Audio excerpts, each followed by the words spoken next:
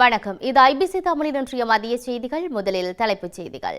இந்திய ரோலரை கட்டுப்படுத்துங்கள், இல்லையில் நெடுந்தீவை இந்தியாவுக்கு வழங்குங்கள். ஆபத்தான புளியம்பொக்கனை பாலம், ஆளுநரின் அதிரடி உத்தரவு.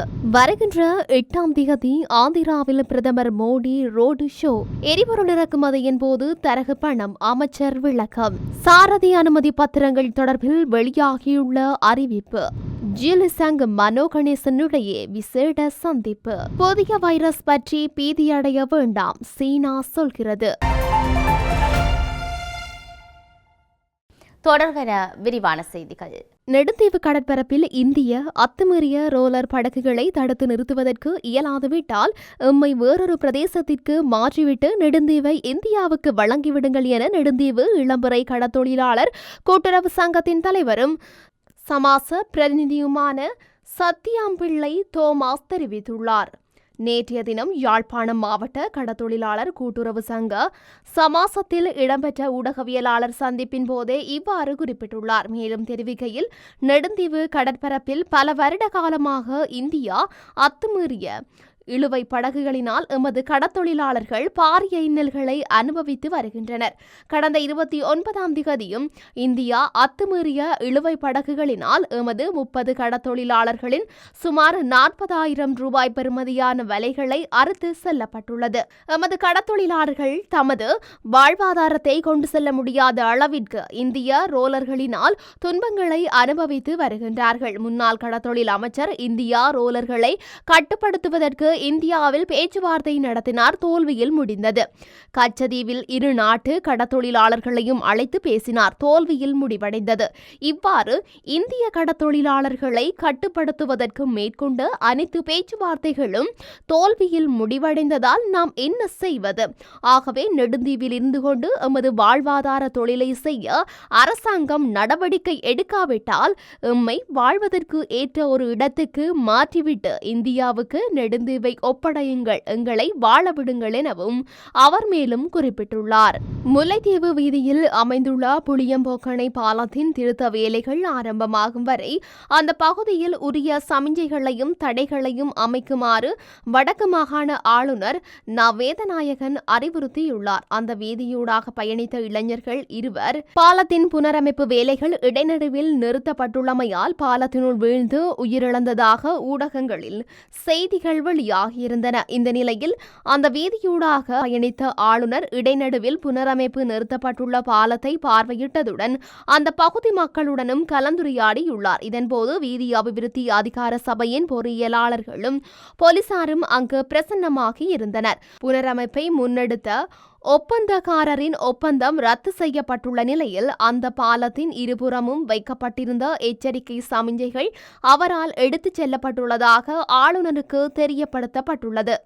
அத்துடன் மார்ச் மாதம் அளவில் புனரமைப்பு மீண்டும் ஆரம்பமாகும் என்றும் அதுவரையில் வீதி அபிவிருத்தி அதிகார சபையால் பாலத்தின் இருபுறமும் பாதுகாப்பு ஏற்பாடுகள் முழுமையாக செய்யப்படும் எனவும் பொறியியலாளர்கள் ஆளுநருக்கு சுட்டிக்காட்டியுள்ளனர்.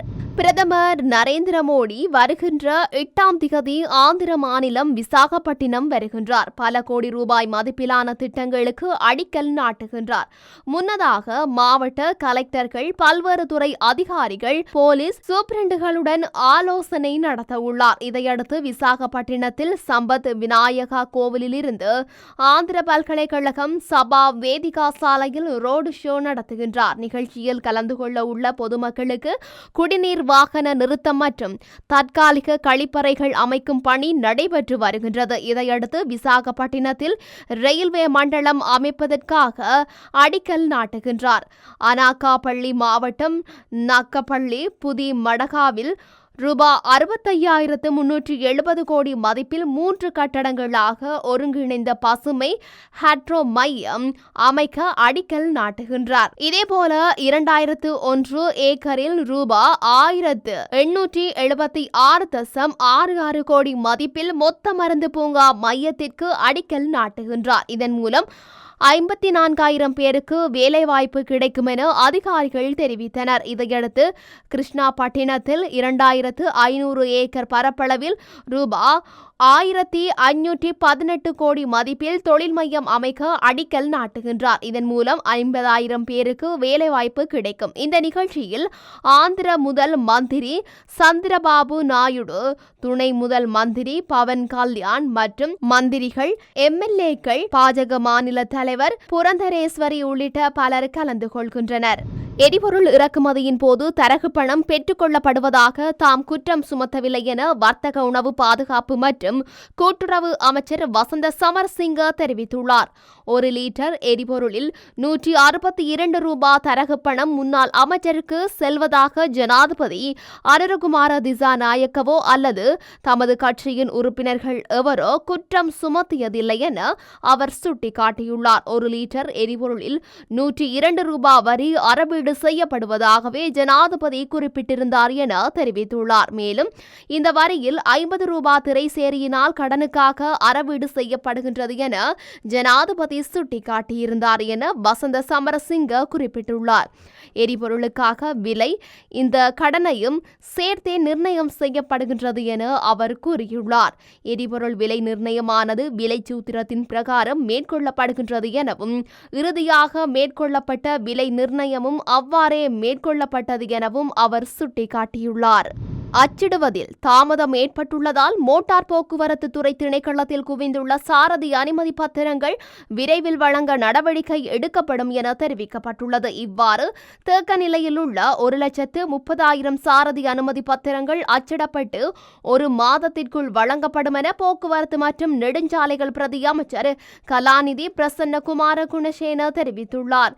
மோட்டார் போக்குவரத்து திணைக்களத்தின் வேரகர வளாகத்தில் இடம்பெற்ற அவசர பரிசோதனை விஜயத்தில் கலந்து கொண்டு உரையாற்றும் போதே பிரசன்னகுமார இதனை குறிப்பிட்டுள்ளார். நிறுவனத்தில் சேவைகளை நிகழ்நிலை முறையில் நடத்த நடவடிக்கை எடுக்கப்படும் என்று பிரதி அமைச்சர் குறிப்பிட்டுள்ளார்.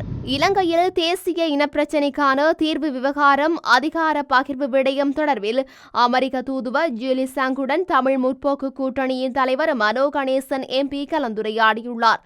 கொழும்பில் உள்ள அமெரிக்க தூதுவரின் இல்லத்தில் இந்த சந்திப்பு நடைபெற்றுள்ளது என்று மனோ கணேசன் எம்பி ஊடக பிரிவுக்கு இன்று தெரிவித்துள்ளார். மேலும் இனப்பிரச்சினை தீர்வுக்கான நகர்வு, அதிகார பகிர்வு, மலையக பெருந்தோட்ட காணி உரிமை சட்டத்தின் ஆட்சி, பொருளாதார சவால்கள், சர்வதேச நாணய நிதியம் ஆகிய தலைப்புகளில் கலந்துரையாடல் இடம்பெற்றுள்ளது என்று மனோ கணேசன் எம்பி ஊடகங்களுக்கு தெரிவித்துள்ளமை குறிப்பிடத்தக்கது. சீனாவில் கடந்த 2019 ஆண்டு இறுதியில் உருவான கொரோனா வைரஸ் உலகம் முழுவதும் பரவி பெரும் பாதிப்பை ஏற்படுத்தியது. இந்த நிலையில் தற்போது சீனாவில் புதிய வைரஸ் ஒன்று பரவி வருகின்றது. HMPV என அழைக்கப்படும் இந்த வைரஸால் பலர் பாதிக்கப்பட்டுள்ளனர். கொரோனாவை போன்ற இந்த வைரஸ் காய்ச்சலால் இருமல், சளி, தொண்டை வலி உள்ளிட்ட பாதிப்புகள் ஏற்படுகின்றன. சீனாவின் வடக்கு மாகாணங்களில் வைரஸ் பாதிப்பு அதிகமாக உள்ளது. இதில் சிறுவர்கள் அதிக அளவில் பாதிக்கப்பட்டுள்ளனர். வைரஸ் பாதிப்பு காரணமாக ஆஸ்பத்திரிகளில் கூட்டம் நிரம்பி வழிகின்றது. பலருக்கு சுவாச பிரச்சனை ஏற்பட்டு இருக்கின்றது. இந்த நிலையில் புதிய வைரஸ் குறித்து மக்கள் பீதியடைய வேண்டாம் என்றும் குளிர்காலத்தில் ஏற்படும் தொற்று என்றும் சீன அரசு தெரிவித்துள்ளது. சீனாவின் வெளியுறவு அமைச்சக செய்தி தொடர்பாளர் மவோ நிங் கூறும்போது, குளிர்காலத்தில் சுவாச நோய் தொற்றுகள் உச்சத்தில் இருக்கும். நோய்களின் தீவிரம் குறைவாக உள்ளது. முந்தைய ஆண்டை விட சிறிய அளவில் பரவுகின்றது. சீன குடிமக்கள் மற்றும் சீனாவுக்கு வரும் வெளிநாட்டினரின் ஆரோக்கியத்தில் சீன அரசாங்கம் அக்கறை கொண்டுள்ளது என்பதை நான் உங்களுக்கு உறுதியளிக்கின்றேன். சீனாவில் பயணம் செய்வது பாதுகாப்பானது. தேசிய நோய் கட்டுப்பாடு மற்றும் தடுப்பு நிர்வாகத்தால் வழங்கப்பட்ட வழிகாட்டுதல்களை கடைபிடிக்குமாறு குடிமக்கள் மற்றும் சுற்றுலா பயணிகளை கேட்டுக்கொள்கின்றோம் என்றார். HMPV வைரஸ் என்பது ஒரு தொற்று நோயாகும். இது காற்றின் மூலமாகவும் தொடுவதன் மூலமாகவும் பரவுகின்றது. இந்த நோய் 2001 ஆண்டு கண்டறியப்பட்டது. இதன் பாதிப்பு 3 முதல் 7 நாட்கள் வரை நீடிக்கும் என்றும் தெரிவிக்கப்பட்டுள்ளது. இத்துடன் இன்றைய மதிய செய்திகள் நிறைவடைகின்றன. தொடர்ந்தும் செய்திகளை அறிந்து கொள்ள IBC தமிழ் நியூஸ் என்ற நமது யூடியூப் பக்கத்தினூடாக இணைந்திருங்கள். வணக்கம்.